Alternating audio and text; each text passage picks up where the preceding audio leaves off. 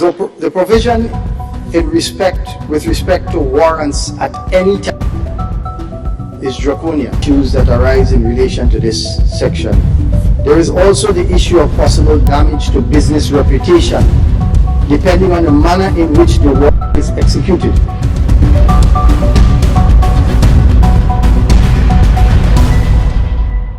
So that, in its essence, the purpose of this bill, I think we can all agree that it is a good thing, especially in this digital age. The challenge, however, is in the details, the meat of the matter.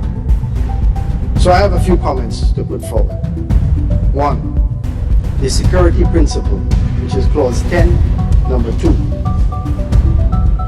Clause 10, number 2. It says, where processing of personal data is carried out by a data processor on behalf of the data user shall, for the purpose of protecting the personal data from any loss, misuse, modification, unauthorization, or accidental access or disclosure, and so forth.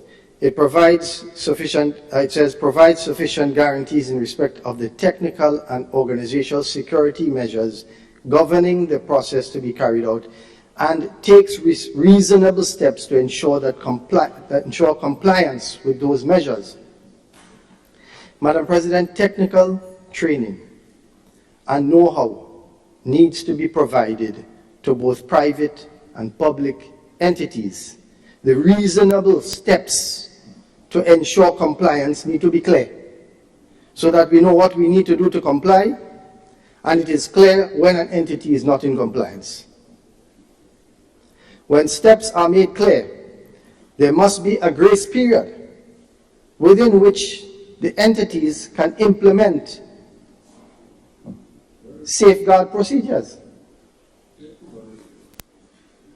be specific, the sector insists on a transitional approach so as to ensure that businesses have sufficient time to change or implement operational processes as it relates to obtaining, use, and storage of its clients' or customers' personal data, as well as the time to implement adequate processes to respond to requests from the Information Commission and clients' customers. Otherwise, we are concerned that reasonable steps, as it says in Act, may only be at the discretion of an officer of the Commission and may find entities unprepared. Comment 2. Absence of prescribed regulations. Throughout the bill, reference is made to prescribed forms, prescribed time for doing of acts, and prescribed fees. However, regulations which are administrative guidelines for enforcement and compliance with the proposed legislation are not yet available. It is therefore impossible to have a true appreciation of whether or not important aspects of the bill are reasonable. With reference, Clause 16.2, Clause 19.2, Clause 29.2, A and B, Clause 31, Clause 31, Clause 32, Clause 34.2, Clause 48.1 and 2. Comment 3. A person who, comment 3, Clause 21, number 3, and Clause 41 and 42 respectively. Clause 21, number 3 reads, a person who contravenes Section 1 commits an offense and shall, on conviction of indictment, be liable up to a fine of $200,000 to imprisonment for a term not exceeding 2 years or both. In addition to the fines being hefty in this act, I have noticed that fines range, for example, from $5,000 to $500,000. What if it is the businesses or constituency office, if it is their first infraction? What if, at the very least, where all amounts are stated, for example, instead of stating a fine of $200,000, it should read not exceeding or up to $200,000. In any event, unless there is a severe breach, this amount should not apply to a first-time offender, whether public or private. The concern here is that offenses do not all have the same level of severity, and therefore the fines should be expressed as maximum fines to allow for discretion in sentencing, having regard to the nature of the offense itself in question. That is, with specific regard to clause 41 and 42. Comment 4. Clause 22,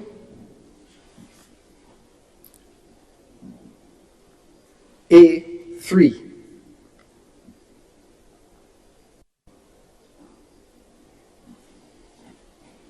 We read that the assessment, and now this here, it says the Act 22:1, it states that there shall be exempted from the provisions of this Act personal data processed by an individual only for the purposes of that individual's personal, family, or household affairs, including recreational purposes. It further goes on to say, and that's in point 3, the assessment or collection of any tax or duty or any other imposition of a similar nature. So the question is, Madam President, we therefore read that in the assessment or collection of public money, public entities are exempt. Well, what about the interests of private entities and private money? Why is the collection of debt treated differently based upon who is collecting? Money owed is money owed. Not so? I would like to be corrected if I have misread that clause. So, because it says the assessment or collection of any tax or duty or any other imposition of a similar nature. That's all public. Nothing is referred to there with regard to being private. Comment 5, warrant to search and enter.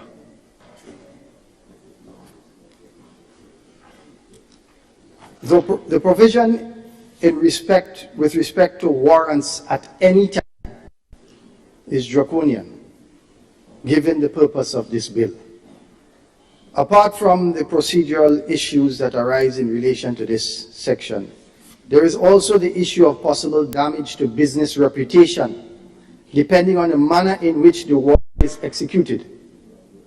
Most other jurisdictions, including the United Kingdom Data Protection Act of 2018 and Jamaica Data Protection Act of 2020, provide for the issuance of a warrant only after the Information Commission has requested provision of the information sought and/or entry was unreasonably denied the information or access to the subject premises. So if the information was sought and/or entry was unreasonably denied, then and only then. Comment 6. Reference clause 37. Obstruction. The bill provides that a person shall not obstruct the Commission or its authorized officers in the conduct of their duties and functions. There should be a definition for acts of obstruction in the bill, given the provisions of section 33E and F, which provides for persons to be asked to provide information during the execution of a warrant. Should a person who is an employee, officer, or director of an entity refuse to answer such questions, would that be deemed as obstruction, even though that person has a right to not self-incriminate under the law? And especially given that obstruction attracts an alternative penalty of 6 months imprisonment. Comment 7. Protection from criminal or civil proceedings.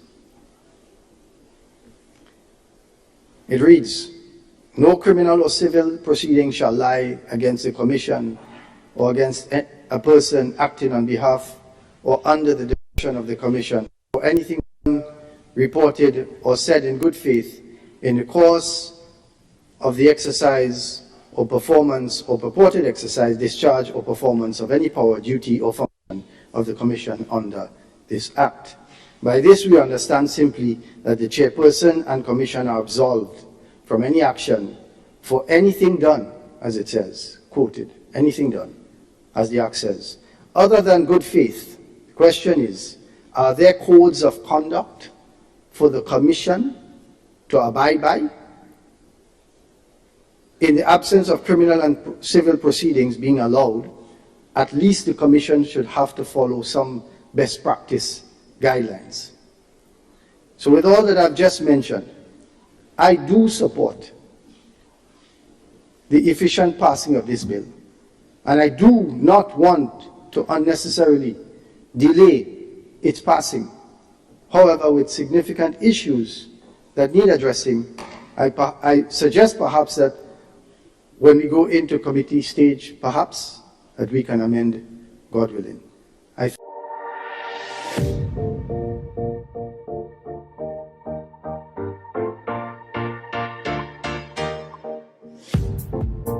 Hi everyone, thanks for checking out the Bub Report's social media pages. If you'd like to get more videos, show highlights, and watch our weekly live show, follow our Facebook, Twitter, and Instagram pages, and also subscribe to our YouTube channel. You can catch repeat episodes on Wednesdays at 4 and 5 p.m. respectively on CRFM Radio and GBN TV in Grenada. We are also viewed on Sundays at 8 p.m. on WPG 10 throughout the Caribbean. Thanks for watching.